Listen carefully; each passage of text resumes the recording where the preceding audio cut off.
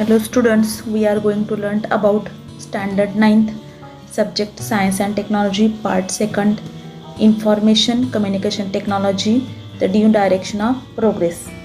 In this chapter we are learned about different contents, that is important components of a computer, different types of software, importance of information communication in science and technology, opportunities in the field of computers.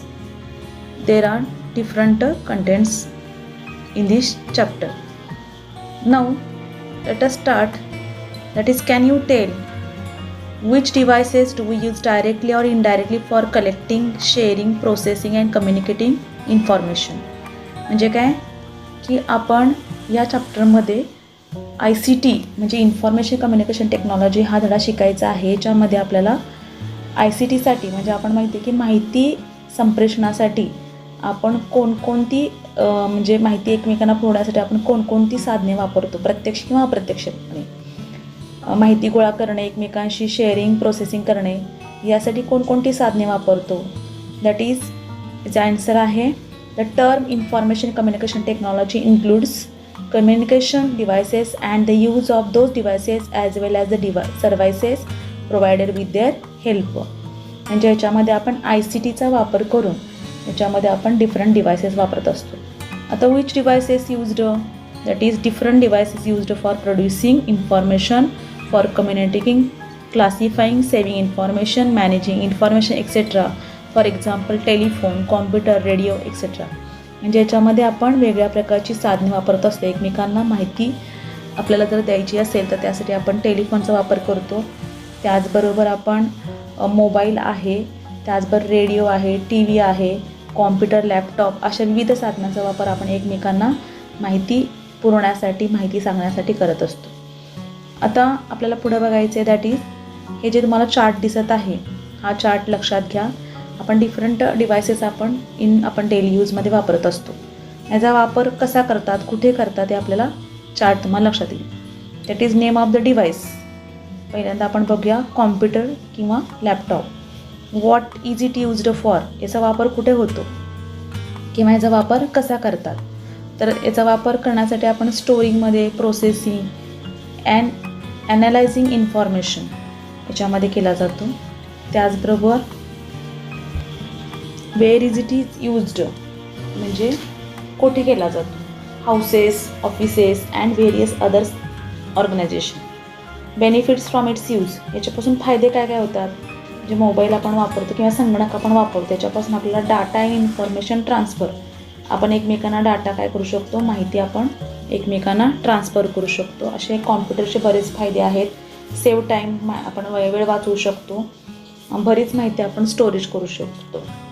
त्याचबरोबर मोबाईलचा वापर आपल्याला सगळ्यांना आता माहिती आहे. Daily यूजमध्ये आपण आता ऑनलाईन शिक्षण घ्यायला लागलो, मोबाईलचा वापर खूप होतो. त्यासाठी what is it used for म्हणजे वापर कशासाठी केला जातो. Making voice calls, sending messages etcetera. Where is it used to communicate with different people, आपण एकमेकांना संदेश पोहोचवण्यासाठी आपण या मोबाईलचा वापर करतो. आपल्याला काही माहिती द्यायची असेल तर मोबाईलच्या साहाय्याने आपण सांगतो. म्हणजे प्रत्येक वेळेस आपल्याला न जाता आपल्याला जाणं शक्य नसतं, त्यावेळेस आपण काय करतो, इमर्जन्सी असेल किंवा काही असेल माहिती आपण एकमेकांना फोनवरनं सांगतो. मोबाईलचा वापर तर आता आपली गरज झालेली आहे. बेनिफिट्स फ्रॉम इट्स यूज, याच्यापासून फायदे काय, तर आपण easy in communication and transfer of information. त्याच्यानंतर रेडिओ आहे. रेडिओ पण एक प्रकारचं डिव्हाइस आहे कम्युनिकेटिंग डिव्हाइसमध्ये. याचा वापर आपण रेडिओमध्ये करायचा असेल तर का करतो, तर for listening to audio programmes, news etcetera. Where is it used? Used in various houses as well as in remote areas to get information. Benefits from its use: easy broadcasting of information of audio format. Television set, आपण TVचा वापर आपल्यामध्ये entertainment होते, त्याचबरोबर news कळतात आणि हे याचा वापर आपण केला जातो. Where it is used in various houses.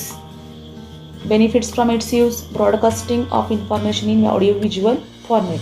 अशा प्रकारे आपण डिफरंट डिव्हाइस आपल्या डेली यूजमध्ये किंवा आपण व्हेरियस याच्यामध्ये वापरतो. ऑफिसमध्ये वापरतो, बँकेमध्ये आहे, शाळेमध्ये, सगळीकडे आपण याचा वापर करत असतो. तर ह्या चॅप्टरमध्ये आपल्याला जास्त इन्फॉर्मेशन कम्युनिकेशन टेक्नॉलॉजीमध्ये आपल्याला ICTमध्ये म्हणजे कॉम्प्युटरचा याचा आपण माहिती जाणून घ्यायची. म्हणजे कॉम्प्युटर देखील एक प्रकारचं अतिशय महत्त्वाचं कम्युनिकेटिंग डिव्हाइस आहे, ज्याचा आपल्याला खूप आपली गरज बनलेली आहे. आपल्याला माहिती आहे कॉम्प्युटर हे काय आता आपण छोट्या टॅबलेट्स आपण आता छोटे पण बघू लागलेलो आहोत. आणि आता PC आहे, म्हणजे ॲडव्हान्स कॉम्प्युटरमध्ये सतत ॲडव्हान्स त्याच्यामध्ये माहिती येत जाते. अगोदर कॉम्प्युटर कसा होता, आत्ताचा कॉम्प्युटर कसा आहे, जसं आपल्याला माहिती आहे TV पण किती आता अगदी TV जे आहे ते अगदी वेगळ्या पद्धतीचा TV आपण बघतो. अगोदर TV पण अतिशय मोठे असायचे. तसंच कॉम्प्युटरमध्ये सुद्धा बरीचशी प्रगती झालेली आहे. तर आपण जाणून काय घ्यायचं चॅप्टरमध्ये की या ICTमध्ये की The computer, which is the most important device for information communication, is considered to have gone through 5 generations since it was first created. म्हणजे आतापर्यंत लक्षात घ्या, माहिती संप्रेषण तंत्रज्ञानाचे प्रमुख साधन असलेल्या संगणकाच्या पहिल्या निर्मितीपासून 5 पिढ्या मानण्यात येतात. म्हणजे कॉम्प्युटरमध्ये बदल होण्यामध्ये जवळजवळ 5 जनरेशन 5 पिढ्या गेलेल्या आहेत. तर फर्स्ट कॉम्प्युटर्स म्हणजे that is since it was first created, the computers used during the period between 1946 and 1959 are said to be the first generation computer. त्याच्यामध्ये पहिल्या जनरेशनमध्ये जवळजवळ 1946 आणि 1959 दरम्यानमध्ये पहिला कॉम्प्युटर्स शोधला, त्याला म्हणतो आपण फर्स्ट जनरेशन कॉम्प्युटर्स. त्याचं नाव आहे ENIAC. The ENIAC computer was made in this period. आणि हा जो ENIAC होता तो पहिला कॉम्प्युटर पहिल्या पिढीमध्ये तयार झालेला आहे. तो अतिशय मोठा होता. आपल्याजवळ एक मोठी रूम असते तेवढा कॉम्प्युटर असायचा. आणि त्याचे वॉल्व्ज आहेत, valves were used in its construction. These valves were large in size. They also consumed a lot of electricity that generated heat and computers would shut down many times. Today's computers are 5th generation computers. म्हणजे त्यामध्ये वॉल्व्ज वापरले जाते, त्यामुळे वॉल्व्ज आकाराने मोठे होते, वीजही खूप लागायची, त्यामुळे खूप गरम व्हायचे, त्यामुळे उष्णताही जास्त व्हायची आणि त्यामुळे हा कॉम्प्युटर बंद पडायचा. आणि आजचे संगणक कुठल्या पिढीतले आहे 5th जनरेशन कॉम्प्युटर्स, हे लक्षात घ्यायचं आहे. आणि त्याचा स्पीड पण जास्त आहे, त्याला जागा पण कमी लागते. आणि अशा पद्धतीचं आपण 5th जनरेशन कॉम्प्युटर सध्या आपण वापरतो. आता आपल्याला बघायचं आहे नेक्स्ट म्हणजे how does a computer work. थोडक्यात कॉम्प्युटरचं कार्य कसे चालते.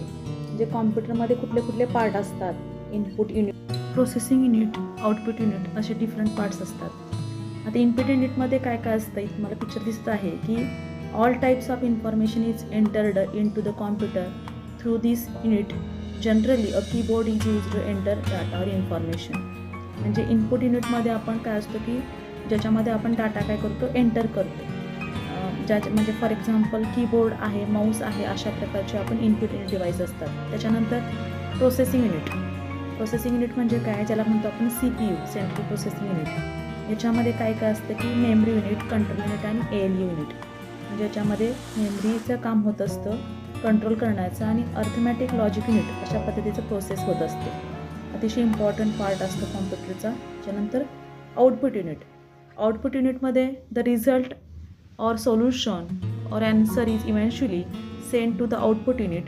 Generally a screen or monitor or printer is used as an output unit. म्हणजे याच्यामध्ये आपण अशा पद्धतीने आउटपुट युनिटचा वापर होत असतो. त्याच्यामध्ये आपण स्क्रीन असेल किंवा मॉनिटर असेल अशा प्रकारचं आउटपुट युनिटमध्ये पार्ट असतात. कॉम्प्युटरचे पार्ट बघितल्यानंतर आपल्याला बघायचे important components of a computer. म्हणजे काय, तर कॉम्प्युटरचे महत्त्वाचे भाग म्हणजे महत्त्वाचं जे असतात कॉम्पोनंट्स कोणकोणते आहे. फर्स्ट आपण बघूया memory. Memory is the place for storing data obtained from the input and also the generated solution or answer by the computer. There are 2 types of memories in a computer. म्हणजे memory अतिशय महत्त्वाची असते, ज्यामध्ये data जे असतात ज्यामध्ये stored केला जातो. आणि त्याच्यामध्ये आपण इनपुट म्हणजे आपण कीबोर्डच्या सहाय्याने आपण त्याच्यामध्ये आपण माहिती भरत असतो आणि त्याच्यामध्ये मेमरीमध्ये ती स्टोअर केली जाते. There are 2 types of memories. मेमरीचे 2 प्रकार आहेत, internal memory and external memory. Internal memory परत त्याचे is of 2 types, RAM and ROM. RAM म्हणजे काय, random access memory. This is created from components. Any electronic component can function only as long as it is supplied with electricity. म्हणजे random access memory ज्याला म्हणतो आपण, ज्याला long form आहे, हा एक प्रकारचा इलेक्ट्रॉनिक कॉम्पोनंट्स आहे. याच्यामध्ये वेगळ्या प्रकारचे म्हणजे याच्यामध्ये इलेक्ट्रिसिटी जी असते, इलेक्ट्रिसिटीचं फंक्शन याच्यामध्ये कार्य होत असते. आणि रॉममध्ये रीड ओनली मेमरी, आपण बघते कॉम्प्युटरमध्ये रॅम अँड रोम असे 2 पार्ट्स असतात. तर द इन्फॉर्मेशन स्टोअर्ड, त्या रॉममध्ये जी इन्फॉर्मेशन काय होत असते, स्टोअर्ड होत असते, ती रीड केली जाते. We cannot make changes to the information originally stored here. म्हणजे कॉम्प्युटरमध्ये जी काही ओरिजिनल माहिती असते ती आपण चेंज करू शकत नाही, हे रॉमचं कार्य आहे. त्याच्यानंतर second components of computer that is operating system, म्हणजे जे ऑपरेट केलं जातं. Next, operating system. This is a program which provides a means of communication between the computer and the person working on it. It is called DOS, long form disk operating system. We cannot use a computer without its operating system. म्हणजे याच्यामध्ये computer व त्यावर काम करणारी व्यक्ती या दोघांमध्ये सुसंवाद साधण्याचे काम या प्रोग्राम्सद्वारे केले जाते. यालाच आपण DOS असे म्हणतो. ऑपरेटिंग सिस्टीमशिवाय आपण कॉम्प्युटरचा वापर करू शकत नाही. त्याच्यानंतर program is a group of commands to be given to a computer. म्हणजे प्रोग्राम म्हणजे कॉम्प्युटरला दिल्या जाणाऱ्या कमांडचा समूह, त्यालाच म्हणतो आपण प्रोग्राम्स. त्याच्यानंतर data and information.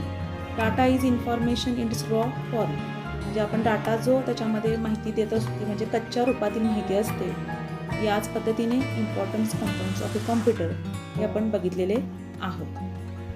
There are 2 main components of computers, hardware and software. What is mean by hardware? Hardware consists of all the electronic and mechanical parts used in computers.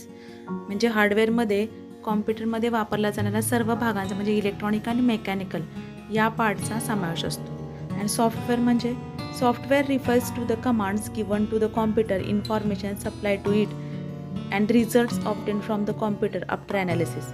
म्हणजे याच्यामध्ये सॉफ्टवेअरमध्ये कॉम्प्युटरमध्ये दिल्या जाणाऱ्या कमांड्स, पुरवले जाणारे input माहिती व कॉम्प्युटरकडून मिळणारी विश्लेषित माहिती याच्यामध्ये आउटपुटमध्ये होत असते. संगणकामध्ये विविध प्रकारचे सॉफ्टवेअर्स प्रोग्राम्स आपण बनवतो. तर सॉफ्टवेअरमध्ये आपण बघत असतो याच्यामध्ये त्याद्वारे आपण त्याच्यामध्ये त्याचा वेगवेगळ्या ठिकाणी कसा वापर होतो हे आपण जाणून घ्यायचं आहे. त्यासाठी पहिल्यांदा बघायचं आपल्याला की मायक्रोसॉफ्ट वर्ड आहे, त्याच्यानंतर मायक्रोसॉफ्ट एक्सेल आहे, पॉवर पॉईंट प्रेझेंटेशन आहे. याचा वापर आपण कुठे कुठे करतो. मायक्रोसॉफ्ट वर्डचा वापर आपण साधारणपणे आपल्याला टायपिंग करायचं असेल, लेटर वगैरे करायचं असेल, बायोडाटा असेल तर आपण मायक्रोसॉफ्ट वर्डमध्ये आपण करतो. त्याच्यानंतर एक्सेलमध्ये आपला रिझल्ट वगैरे करायचा असेल, कॅटलॉग करायचा असेल तर आपण एक्सेलमध्ये करतो. त्याच्यानंतर आपण पॉवर पॉईंट प्रेझेंटेशनमध्ये आपण स्लाईड वगैरे तयार करून आपण एखादी माहिती सांगू शकतो. तर अशा वेगवेगळ्या ठिकाणी आपण याचा वापर आता संगणकाचा होऊ लागलेला. तर फर्स्ट आपल्याला जाणून घ्यायचं आहे की मायक्रोसॉफ्ट वर्डच्या सहाय्याने कशा पद्धतीने त्याच्यापासून आपण डॉक्युमेंट अँड इक्वेशन कसे तयार करायचे हे जाणून घ्यायचं आहे. तुम्हाला चित्र दिसत आहे की using Microsoft Word to create a document and write equations. त्यासाठी करण्यासाठी त्याच्या स्टेप्स आहेत, त्या स्टेप्स आपण लक्षात घ्यायच्या आहे. First step, click on the icon on the desktop. तुम्हाला डेस्कटॉपवर वरती तुम्हाला स्क्रीनमध्ये वेगवेगळ्या प्रकारचे आयकॉन असतात.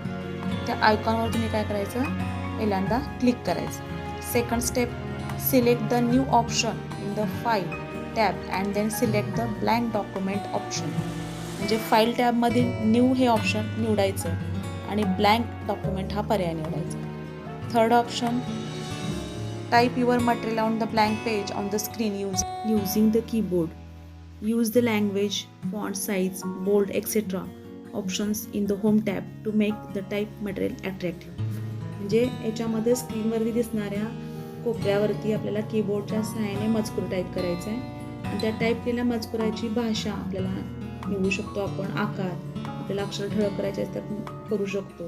हे होम टॅबमध्ये असतं. होम टॅबमध्ये पर्यायाचा वापर करून आपण मजकूर आपल्याला पाहिजे तसं आपण अट्रॅक्ट करू शकतो. Fourth step, to type equations in the text, select the equation option in the insert tab. म्हणजे आपल्याला एखादं इक्वेशन तयार करायचं असेल, मॅथमॅटिक्समध्ये इक्वेशन्स असतात, त्यासाठी इन्सर्ट टॅबमध्ये इक्वेशन हा पर्याय निवडायचा. Then fifth step, select the proper equation and type it using the mathematical symbols. म्हणजे योग्य ते इक्वेशन निवडून त्यामध्ये गणितीय चिन्हांचा वापर आपण करून टाईप करू शकतो. तर या मायक्रोसॉफ्ट वर्डच्या सहाय्याने आपण एखादं डॉक्युमेंट किंवा इक्वेशन आपण याच्यामध्ये वर्डमध्ये तयार करू शकतो. नेक्स्ट बघायचं आपल्याला मायक्रोसॉफ्ट एक्सेल. जसं आपण मायक्रोसॉफ्ट वर्डच्या सहाय्याने आपण इक्वेशन त्याचबरोबर डॉक्युमेंट्स करायला शिकलो, त्याचबरोबर मायक्रोसॉफ्ट एक्सेलच्या सहाय्याने आपण to draw graphs based on the obtain numerical information हे आपण बघायचं. इथे तुम्हाला चित्र दिसत आहे, याच्यामध्ये मायक्रोसॉफ्ट एक्सेलच्या सहाय्याने आपण बघायचं आहे. तर फर्स्ट स्टेप बाय स्टेप आपण बघायचं आहे. First step, click on the icon on the desktop. Second, select the new and the blank option from the file tab. Third step, type the information which is to be used to draw the graph on the sheet on the screen. म्हणजे स्क्रीनवर दिसणाऱ्या शीटमध्ये ज्या माहितीच्या आधारे आलेख काढायचा आहे ती माहिती आपण टाईप करून घ्यायची आहे. Fourth step, after you have finished typing, select the information and click on the required graph in the insert tab. म्हणजे माहिती टाईप करून झाल्यानंतर ना ती सिलेक्ट करायची व इन्सर्ट टॅबमधील आवश्यक ग्राफवर क्लिक करायचं. And last fifth step, analyse the information using the graph. म्हणजे आलेखाच्या आधारे माहितीचं विश्लेषण करायचं आहे. तर या पद्धतीने आपण एक्सेलचा वापर करून आपण एखादा रिझल्ट करू शकतो. त्याचबरोबर शाळेमध्ये आपण स्कूलमध्ये याचा वापर मोठ्या प्रमाणामध्ये एक्सेलचा वापर आपण करत असतो. तर आपल्याला माहिती त्या भरू शकते, विद्यार्थी स्टुडंटचे डाटा आपण याच्यामध्ये भरू शकतो. आपण मायक्रोसॉफ्ट एक्सेलचा वापर मोठ्या प्रमाणामध्ये बँकेमध्ये असेल, ऑफिसमध्ये करत असतो. पण याच्यापासून आपण प्रिकॉशन पण घेणं गरजेचं आहे, कारण एंटरिंग डाटा करत असताना what precaution will you take when entering data. म्हणजे डाटा एंट्री करताना आपण कोणती काळजी घ्यायची हे लक्षात द्यायचं आहे. तर पॉईंट्स दिसत आहे तुम्हाला. First point, as far as possible the data should be kept in tabular form. Different types of data should be entered in different cells. Data should be entered neatly and in one flow. Unnecessary space and special character should not be used. म्हणजे शक्यतो data enter करताना कसं असायला पाहिजे, table स्वरूपामध्ये असायला पाहिजे. त्यासाठी डाटासाठी वेगवेगळ्या सेल्स वापराव्या लागतात. डाटा भरताना तो नीटनेटका व एकाच फ्लोमध्ये असावा लागतो, हे लक्षात घ्यायचं आहे. Second, many times we drag and fill data. At such times the smart tag can be used after drag data to fill any data in any manner as required. म्हणजे बऱ्याचदा डाटा ड्रॅग आणि fill data आपण drag आणि fill करतो, त्यावेळी data drag केल्यानंतर येणाऱ्या smart टॅगचा वापर करून हवा तसा आपण डाटा फिल करू शकतो. Third, once the data has been entered, it can be formatted in different ways. Similarly, we can perform different types of calculation using different formula. याच्यामध्ये आपण रिझल्ट करायचा असेल तर आपण त्याच्यामध्ये सगळ्यांची बेरीज, म्हणजे आपल्याला ॲडिशन आपण ऑप्शन करू शकतो, पर्सेंटेज करू शकतो. त्यासाठी वेगळ्या प्रकारचे फॉर्म्युला आपल्याला माहीत पाहिजे. Fourth, while using a formula, एखादा फॉर्म्युला वापरायचा असेल तर equal sign should be typed first. Similarly, no space should be inserted while typing any formula. तर या पद्धतीने मायक्रोसॉफ्ट एक्सेलचा वापर करत असताना आपण अशा प्रिकॉशन घेणं गरजेचं आहे. नेक्स्ट आपल्याला बघायचं आहे की using Microsoft power point two create अ प्रेझेंटेशन. म्हणजे मायक्रोसॉफ्ट पॉवर पॉईंटमध्ये आपण PPT वगैरे बनवत असताना PPTच्या आपण स्लाईड्स तयार करून आपण एखादे प्रेझेंटेशन करू शकतो. वेगवेगळ्या प्रकारचे एक्झिबिशन असतात. स्कूलमध्ये देखील आपण एखादा धडा टीचिंग करत असताना आपण स्लाईड्स दाखवल्या तर आपण आपलं टीचिंग पण सोपं होतं. त्यासाठी PPTचा वापर करून आपण कशा PPT तयार करायचे हे जाणून घ्यायचं. त्याच्या पण स्टेप्स लक्षात घ्या. First step, click on icon on the desktop. Second, you must have with your material and pictures related to the topic on which you wish to make the presentation. म्हणजे ज्या घटकावर आपल्याला प्रेझेंटेशन करायचं आहे त्या घटकाशी आपण मजकूर असेल, चित्र असेल किंवा दोन्ही आपल्याकडे असणं आवश्यक आहे. Third, select the new option under the file tab and choose the blank slide option. म्हणजे आपण फाईल टॅबमधील न्यू हे ऑप्शन निवडायचे आणि ब्लँक स्लाईड निवडायची. Fourth, type the information you need on the blank slide and insert pictures. निवडलेल्या स्लाईडवर आपण आवश्यक ती माहिती काय करायची, टाईप करायची, चित्र इन्सर्ट करायची. Fifth, that is use the design tab to design your slide. तुम्ही पाहिजे ती डिझाईन त्याच्यावर आपण करू शकतो. आणि लास्ट आपण ॲनिमेशन करू शकतो. Animation, use the animation tab to animate the slide and make a slide show. म्हणजे स्लाईड शोमध्ये आपल्याला एखादी स्लाईड कशा पद्धतीने त्याच्यामध्ये प्रेझेंट करायची, त्यासाठी आपण ॲनिमेशन केलं तर खूप छान आपलं प्रेझेंटेशन होतं. तुम्ही पण विद्यार्थी अशा प्रकारची PPT एखाद्या टॉपिकवर करू शकता, हे लक्षात घ्या.